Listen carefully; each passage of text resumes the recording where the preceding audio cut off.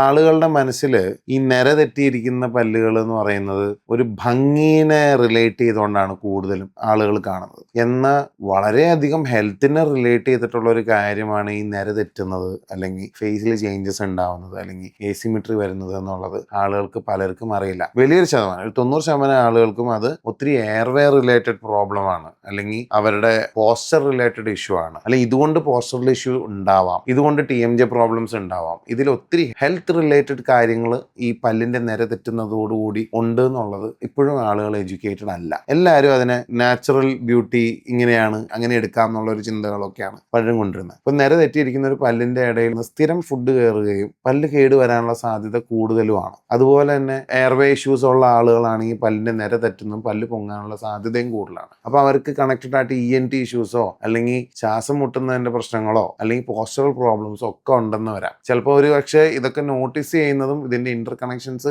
മനസ്സിലാക്കുന്നതും proper ആയിട്ടുള്ള ഒരു dental ഡയഗ്നോസിസിൽ കൂടെ ആയിരിക്കാം. ഈ കറക്ഷൻസ് ചെയ്യുന്നതോടുകൂടി അവരുടെ ലൈഫിൽ ഒരുപാട് ഹെൽത്തി ആയിട്ടുള്ള ഇമ്പ്രൂവ്മെന്റ്സ് ഉണ്ടാവാനുള്ള സാധ്യതകൾ ഉണ്ടെന്നുള്ളതും കൂടെ ആളുകൾ മനസ്സിലാക്കിയാൽ കൊള്ളാം എന്ന് എനിക്ക് തോന്നാറുണ്ട്.